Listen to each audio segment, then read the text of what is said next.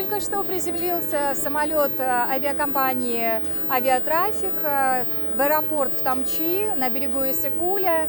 Я очень рада, что 160 детей пройдут реабилитацию здесь, у прекрасной жемчужины.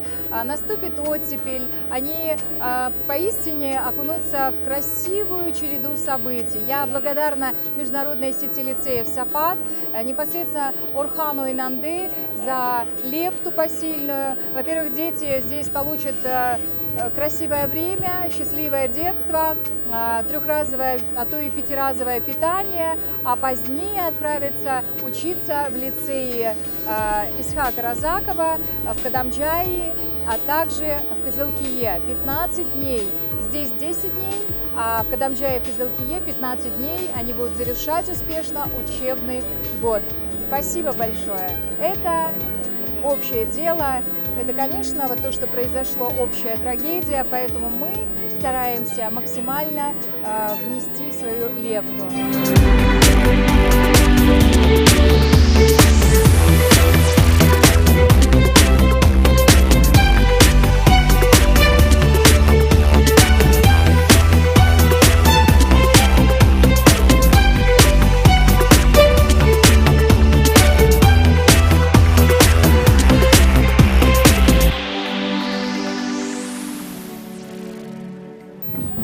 Баткен областынан Ысык-Көлгө 150 окуучу алып келдик.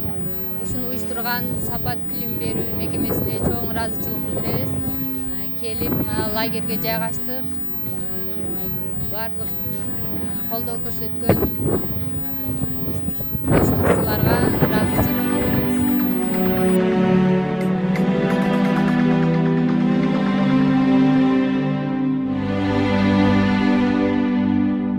Алтындай болгон балдар, биздин Кыргызстандын келечеги. Ысык-Көлгө кош келипсиңер. Мына Кырат ханым ушу биздин Кыргызстанга бийлик кылып берген ушу касиеттүү Ысык-Көлдүн жээгинде бардык ар бир кыргызстандык жаран, ар бир кыргызстандык бала мейли ал Баткенден болобу, Жалал Абадтан болобу, кайдан болбосун силерде болуп эс алууга укуктуу. Албетте бүгүнкү силердин эс алууңарга ушундай сонун күндөрдү өткөрүүңөргө жана бул жерден дагы жаңы досторду күтүүгө эң чоң салым кошуп шарт түзүп жаткан Ассолежиге жана бизден эл аралык Сапат билим берүү мекемесине рахмат айталы, ыраазычылык айталы. Чоң рахмат. Баарыңызды жакшы көрөбүз.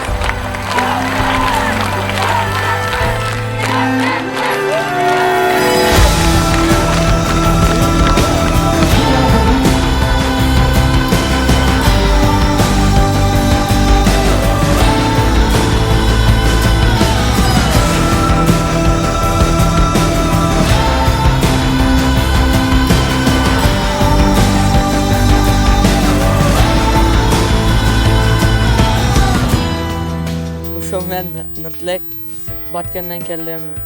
Анан шу биринчи жолу көлдү көрүп атам. Бул самап жүргөндөн абдан жакшыраак экен. Ушул энди бир түшүп көрөйүк деп атамын. Уюштура алышы рахмат. Абдан чоң рахмат.